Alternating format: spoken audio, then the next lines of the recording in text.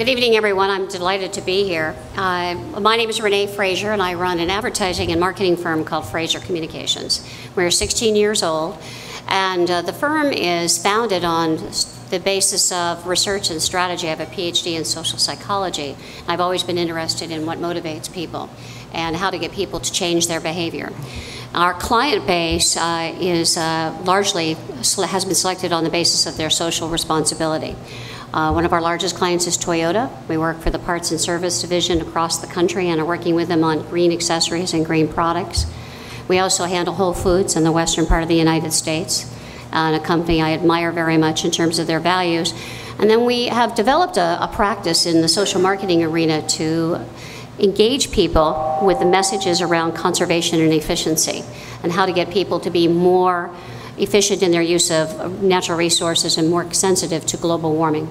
So we do the advertising you see on television, on websites, and on outdoor and radio called Flex Your Power. And I'm proud to say that that campaign has been tremendously effective. Just as an example, across the United States, the average household uses 12,000 megawatts of electricity. In California, we only use 7,000. And it's because we engage in the behavior. And one of the things that's really remarkable is it's a habit for Californians. And we'll do focus groups in Fresno and Orange County, and we'll say, "Are you an environmentalist?" And people say, "No way." But they're doing all the things that we know they need to do, or a lot of the things that they should be doing. So we've made it a part of lifestyle. And I'll be talking a little bit about that from a communications point of view this evening. Hi, I'm Dave Metzler, also thrilled to be here. I founded a production company called Free Range Media. I'm an executive producer for television. I started doing Queer Eye for the Straight Guy. I executive produced and co-created that show about 7 years ago or so. And then I got into doing a show called Big Ideas for a Small Planet for the Sundance Channel. And I created that and executive produced 2 seasons of that. And now I'm doing a pilot with a gentleman I'm sure people know in the room, Josh Dorfman, who wrote a book called The Lazy Environmentalist. And I'm doing that for the Sundance Channel as well. And I recently did a web series for the Sundance Channel, and I seem to work with them quite a bit, called The Good Fight, with Simran Sethi, who's probably kind of well known in the room as well. And basically, I got into trying to do television shows that entertain people but have a little bit of a message to them or have a little bit of a social significance, and I feel like I've been fortunate enough to get a few of those up and going.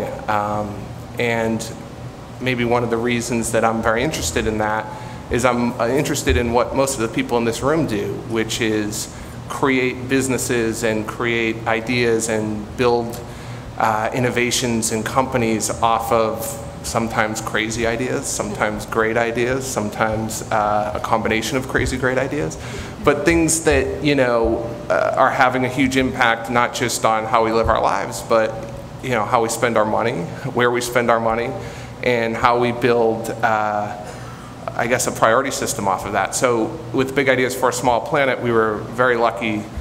I did 26 episodes of that show and did 3 innovators per episode, so I wasn't very good at math, but that's a lot. And I met a lot of people who have a lot of interesting companies and are doing a lot of interesting things. So one of the missions of Free Range Media is to do more of those kind of shows and to find interesting content that I guess brings the message to the media or through the media in an entertaining way. Hi, I'm Elizabeth Rogers, and I'm the founder of Shift Your Habit Consulting, and I work with companies ranging from Procter & Gamble, GE, and Walmart. And basically the concept is how to talk to sort of your average everyday consumer about how small shifts of habit, little things we all do in our everyday life, can add up to big change. And not only big change, but can really save you money and time, and as a end result, save the planet. What led me to that was I wrote a book called The Green Book. The Green Book is a New York Times bestseller. It's on its 18th printing as of last week. Prior to that, I created and I executive produced a show called Trippin'. Trippin' was the first eco-friendly reality show, pre-Inconvenient Truth. It was on MTV, where we took some very well-known faces and traveled to the most sort of fragile places on the planet to highlight what was at risk on the planet with some of the kind of well-known NGOs. Natural Resource Defense Council went with us, and World Wildlife. And what I really try to do with my work is integrate as much content into pop culture as possible, because until you can really sort of, it becomes part of the vernacular of what's cool and hip, you know, mainstream middle America isn't going to really sort of start shifting their habits and changing, you know, their everyday behavior.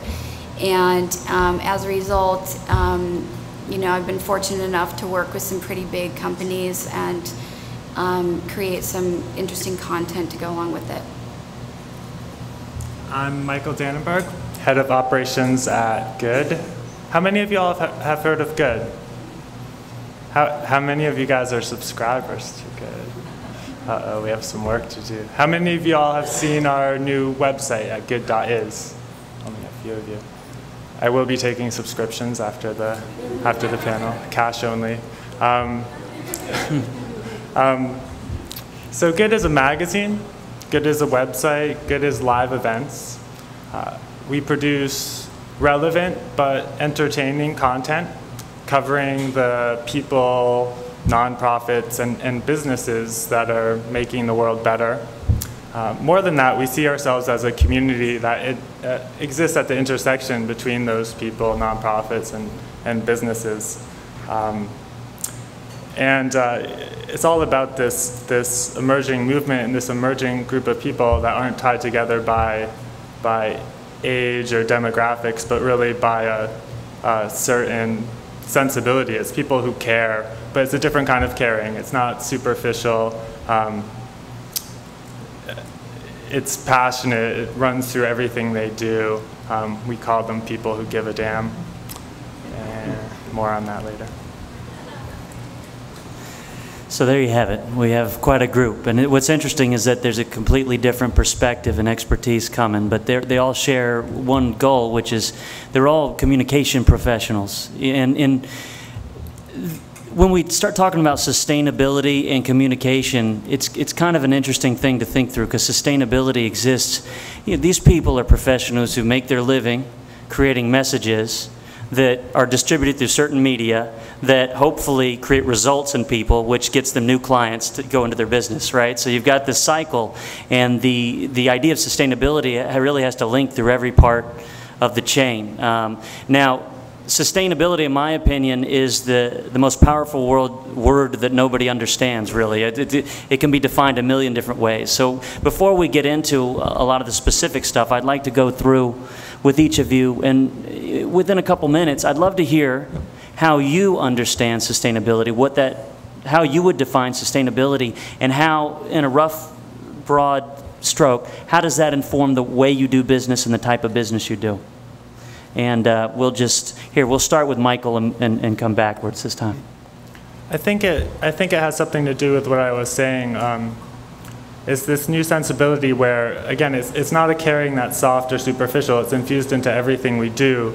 So every action that we take, whether it's a job choice or an everyday purchase, takes into account the world around us, the world that extends well beyond us, the future. And it's really putting thought into all of those actions, even the little ones, and making sure that this world persists and gets better and better. I think it's about that evolution.